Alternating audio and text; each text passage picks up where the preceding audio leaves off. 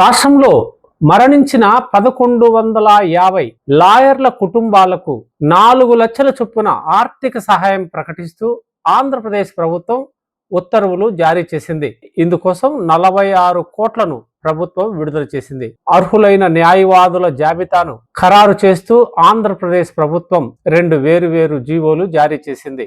AP advocates welfare fund matching grant క్రింద ఈ నిధులను విడుదల చేస్తున్నట్టు జీవోల్లో ప్రభుత్వం తెలిపింది. దీని ద్వారా మరణించిన అర్హత కలిగిన న్యాయవాది నామినీకి ఈ ఆర్థిక సహాయాన్ని అందజేయనున్నారు. ఈ నిధుల పంపిణీకి సంబంధించి తదుపరి అన్ని చర్యలు తీసుకోవాలని ఏపీ బార్ కౌన్సిల్ కార్యదర్శిని ఆంధ్రప్రదేశ్ ప్రభుత్వం కోరింది. న్యాయశాఖ కార్యదర్శి ప్రభావతి దేవి ఈ ఉత్తర్వులను జారీ చేశారు. న్యాయవాద వృత్తిలో కొనసాగుతూ దురదృష్టవశాత్తు మరణించిన న్యాయవాదుల కుటుంబాలను ఆదుకోవాలనే లక్ష్యంతో ప్రభుత్వం ఈ ఆర్థిక సహాయం అందజేయనుంది. ఈ ఆర్థిక సహాయం మరణించిన న్యాయవాదుల కుటుంబాలకు కొంత ఊరట కల్పిస్తుందని చెప్పాల్సి ఉంటుంది.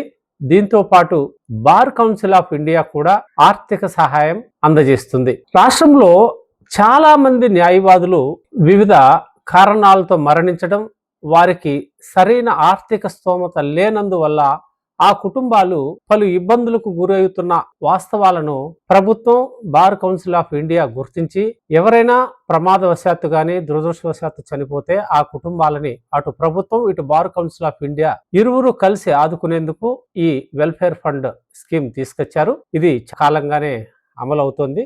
అయితే ఈ మధ్య దీన్ని ఆర్థిక సహాయాన్ని పెంపుదల చేశారు. ఇక లబ్ధిదారులను గుర్తించే క్రమంలోనే చాలా ఇబ్బందులు ఎదురవుతున్నాయి. రాష్ట్రంలో మనం చాలా ప్రాంతాల్లో గమనిస్తే పలువురు అడ్వకేట్లకు పని దొరకడం లేదు. ఏ కొద్ది మందికో 10% మాత్రమే ఉన్న వాళ్ళలో న్యాయవాద వృత్తికి ఉపాధి లభిస్తుంది. అది కూడా వాళ్ళు పెద్ద ఎత్తున ఆర్జిస్తున్నారు. అయితే చాలా మందికి కనీస స్థాయిలో కూడా ఉపాధి అంటే ఫీజులు రాని పరిస్థితి. సో ఇలాంటి నేపథ్యంలో ఆ కుటుంబాలకి పెద్ద దిక్కుగా ఉండే వాళ్ళు వీళ్ళు ఏమైనా అయిపోతే ఆ కుటుంబాలు వీధిన పడిపోతున్నాయి. కాబట్టి వీళ్ళు వాళ్ళని ఆదుకునే దానికి కొంత ఆర్థిక సహాయం ప్రకటించడం అనేది చాలా మంచి కార్యక్రమం. రాష్ట్రంలోని చాలా మంది న్యాయవాదులు చేయాల్సింది ఏంటంటే క్రమం తప్పకుండా రిజిస్ట్రేషన్ ని రెన్యువల్ చేయించుకోవాలి.